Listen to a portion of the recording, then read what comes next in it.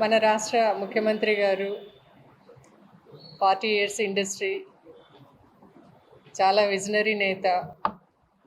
మరి మహిళలకు మరొక పెద్ద వరాన్ని ప్రసాదించినారు. ఏమయ్యా అంటే మహిళలు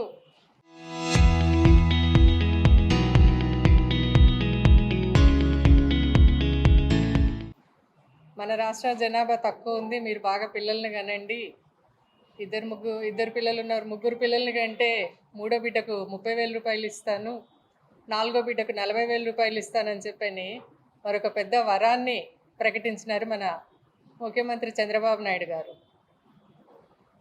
ఒక కుటుంబం కానీ ఒక మహిళ కానీ పిల్లల్ని కనాలి అని నిర్దేశించేది రాజకీయ నాయకుల, రాజకీయ పార్టీలు చెప్తే మహిళలు పిల్లల్ని కనాలనా అంటే మహిళలను ఏ రకంగా చూస్తూ ఉన్నారు ఈ రాజకీయ నేతలు అని చెప్పని మహిళల తరపున ప్రశ్నిస్తూ ఉన్నాం. ఒక మహిళ పిల్లల్ని కనాలి అంటే ఆ అమ్మాయి శారీరకంగా ఆరోగ్యపరంగా ఉండాలా, కుటుంబం ఆర్థిక పరంగా కరెక్ట్గా ఉండాలా, తర్వాత వాళ్ళ పరిస్థితులు అవన్నీ బాగుండాలా, అవన్నీ చూసుకొని వాళ్ళు పిల్లల్ని కనాలా వద్దా అని వాళ్ళు నిర్దేశించుకుంటారు. కానీ ఒక రాజకీయ నాయకుడు చెప్పి మీకు ముగ్గురు పిల్లల కంటే 30,000 ఇస్తాము, నలుగురు పిల్లల కంటే 40,000 ఇస్తామని చెప్తే ఆ 30,000కు 40,000కు ఆశపడి బీదవాళ్ళు అంటే కుటుంబం ఆర్థికంగా లోటులో ఉన్నప్పుడు ఏదో ఆయన 30,000 ఇస్తారని ఏదో ఆవేశంతో వాళ్ళు నిర్ణయాలు తీసుకొని పిల్లల్ని కంటే రేపొద్దున ఆ పిల్లల భవిష్యత్తు ఏంటి? ఆ పిల్లల భవిష్యత్తుకు ముఖ్యమంత్రి గారు చంద్రబాబు నాయుడు గారు గ్యారెంటీ ఉంటారా? మరి ఒక పిల్లాడిని కనంగానే 30,000తోనే వాడి జీవితం గడిచిపోతుందా? 30,000 కంటే అది 3 రోజులకి అయిపోతుంది. ఆ పిల్లోడి భవిష్యత్తు ఏంటి? 20-25 సంవత్సరాల భవిష్యత్తు. ఆ పిల్లోడు ఆరోగ్యంగా ఎదగాల, ఆ పిల్లోడికి ఆహారం కావాలా, విద్య కావాలా, భవిష్యత్తు కావాలా, అన్నీ కావాలా. ఆ 20-25 ఏళ్ళు 30,000తో ఎలా నెట్టుకొని రావాలా అని చెప్పని ప్రశ్నిస్తా ఉన్నాం. అంటే మహిళలంటే అంత చులకనగా చూస్తూ ఉన్నారు. మహిళలంటే కేవలం రాజకీయ ఓట్ బ్యాంకుగా చూస్తూ ఉంది ఈ కూటమి ప్రభుత్వం. అంతేకాక మహిళలంటే పిల్లల్ని కానీ యంత్రాలుగా చూస్తున్నారా అని చెప్పని అడుగుతూ ఉన్నాం. మహిళలంటే మహిళలను అంత చులకనగా చూస్తూ మహిళలను అగౌరవపరుస్తూ ఈరోజు మీరు మాట్లాడుతూ ఉంటే చాలా సిగ్గుచేటుగా అనిపిస్తూ ఉంది. మరి పిల్లలు చదువుకోవాలంటే మీరేమన్నా మూడో పిల్లవాడికి కానీ నాలుగో పిల్లవాడికి కానీ మీరు ఉచితంగా విద్యను అందిస్తారా? ఉచితంగా విద్య గురించి చెప్పాలనుకుంటే మరి ఆ రోజు జగన్మోహన్ రెడ్డి గారి ప్రభుత్వంలో నాడు నేడు స్కీమ్ కింద స్కూళ్ళను ఎంత బాగా డెవలప్ చేసినారు. ప్రతి స్కూల్లో ఇంగ్లీష్ మీడియం ఉండాలా, పిల్లలు బాగా చదువుకోవాలని చెప్పని విద్యార్థుల కోసం ఇంగ్లీష్ మీడియం స్కూల్స్ చెప్తే లేదు మాతృభాషలోనే చదవాలా, మాతృభాషనే ముద్దు అని చెప్పని వాటిని క్లోజ్ చేయించినారు.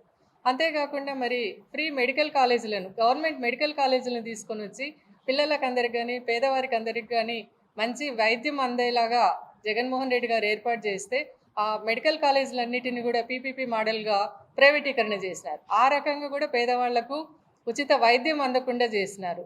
మరి ఈరోజు ఏం చూసి మీరు పిల్లల్ని కనాలా అని చెప్పని మహిళలను ఇన్సిస్ట్ చేస్తున్నారనేది మహిళలకు ఎవరికి అర్థం కావడం లేదు. ఈరోజు మహిళల గురించి చూసుకుంటే వాళ్ళ భవిష్యత్తు కోసం మరి మీరు ప్రభుత్వ పరంగా వాళ్లకు ఉచితంగా విద్యను అందియగలరా? వాళ్లకు ఉచితంగా వాళ్ళ భవిష్యత్తు 20-25 ఏళ్ల వరకు వాళ్లకు ఆరోగ్యపరంగా కానీ వాళ్లకు 20 ఏళ్ల తర్వాత ఉద్యోగాలు కానీ ప్రభుత్వం హామీ ఇస్తుందా అని చెప్పని మేము అడుగుతా ఉన్నాం. మీరు మరి వాళ్ళ భవిష్యత్తుకు గ్యారెంటీ ఇచ్చి వాళ్ళకి అన్ని ఇన్సెంటివ్స్ కలిగిస్తే ఆ రోజు పిల్లల గురించి ఆలోచించడానికి ఆ కుటుంబం నిర్ణయం తీసుకుంటుంది. కానీ మీరు రాజకీయ పరంగా మీరు ఒత్తిడి తెచ్చి మహిళల మీద తీసుకురావడం కరెక్ట్ కాదు అని చెప్పని చెప్తా ఉన్నాం మేము.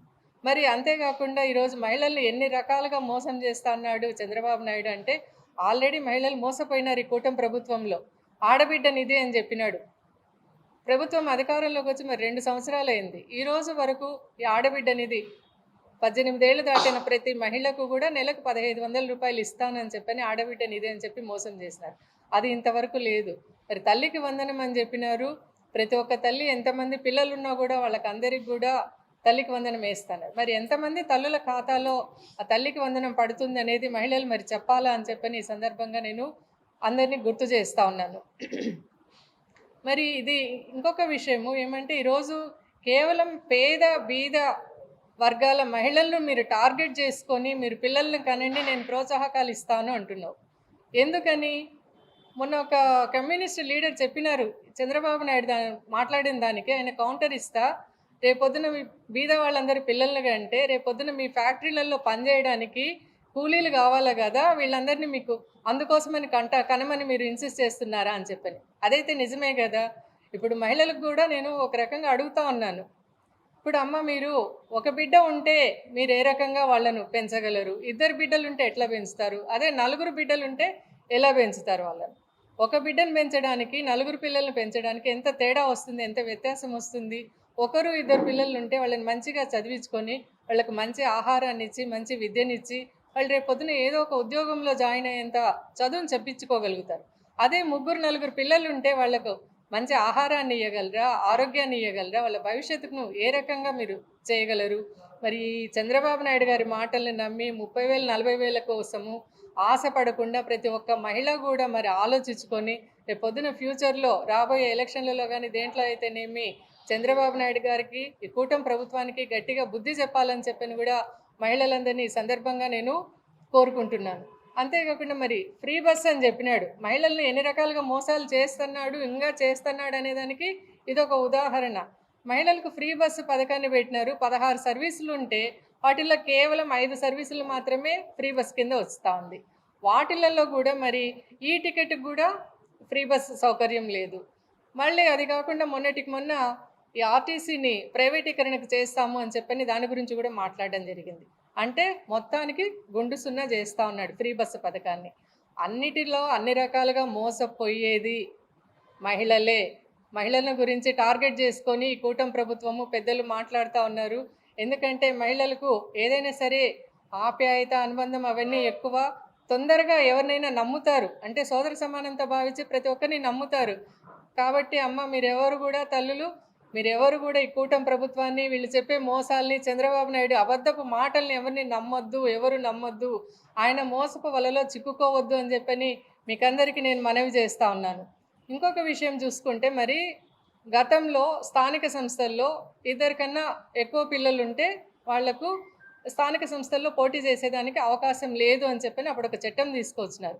మరి ఈరోజు చంద్రబాబు నాయుడు గారు ఇంతగా చెప్తా అన్నాడు, ముగ్గురుంటే 30,000 ఇస్తాను, నలుగురు పిల్లల కంటే 40,000 ఇస్తానని. కేవలం బీద వాళ్ళనే ఎందుకు టార్గెట్ చేస్తూ ఉన్నారు మీరు? ఇదే మళ్ళా రాజకీయ నాయకులకు చెప్పండి, బడా పారిశ్రామికవేత్తలకు కూడా ఇదే చట్టాన్ని తీసుకొని రండి. చట్టాన్ని తీసుకొని వచ్చి రేపొద్దున ఎమ్మెల్యేలు, ఎంపీలు కూడా ఒక పిల్లలున్నా, ఇద్దరు పిల్లలున్నా కూడా వాళ్ళకి ఎమ్మెల్యే టికెట్ లేదు, వాళ్ళకి మంత్రి పదవిని ఇయ్యను, తర్వాత ఇద్దరు ముగ్గురు పిల్లలు లేకపోతే సీఎం పదవి కూడా అనర్హుడు అని చెప్పని అట్లా చట్టం తీసుకురండి. ఆ రోజు తెలుస్తుంది మీ నిజస్వరూపం. ఎందుకంటే కోట్ల రూపాయలు ఉన్నాయి, 100 కోట్లు ఉన్నారు, 1000 కోట్లు ఉన్నారు, లక్షల కోట్లు ఉన్నారు. మీకు మాత్రం ఒకడే కొడుకు కావాలా, ఒకడే మనవడు కావాలా? బీద వాళ్ళు మాత్రం 10 మంది పిల్లల్ని కానీ మీ ఫ్యాక్టరీలలో, మీ కర్మాగారాల్లో పనిచేయడానికి వాళ్ళు లేబర్లుగా పనికి రావాలని చెప్పని బీద వాళ్ళని టార్గెట్ చేసుకొని మీరు ఈ ఈ వరాలను ప్రసాదిస్తూ ఉన్నారు. 30,000, 40,000 అని చెప్పని మాట్లాడుతూ ఉన్నారు. ఇదైతే ఖచ్చితంగా ప్రజలందరూ ఆలోచించాలా. ఎవరి కోసం చట్టాలు తెస్తూ ఉన్నారు, ఎవరిని బ్రైబ్ చేస్తూ ఉన్నారు, ఎవరిని మోసం చేస్తున్నారు అన్నది గ్రహించి ప్రతి ఒక్కరు కూడా మరి చంద్రబాబు నాయుడు మోసపు మాటల్ని నమ్మొద్దు. మీరందరూ కూడా రేపు రాబోయే ఎలక్షన్లలో అయితేనేమి, స్థానిక సంస్థల్లో అయితేనేమి, దేంట్లో అయినా సరే కూటమి ప్రభుత్వానికి గట్టిగా బుద్ధి చెప్పే రోజు దగ్గరలో ఉందని చెప్పని గ్రహించాలని చెప్పని ఈ సభాముఖంగా అందరినీ కోరుకుంటున్నాను.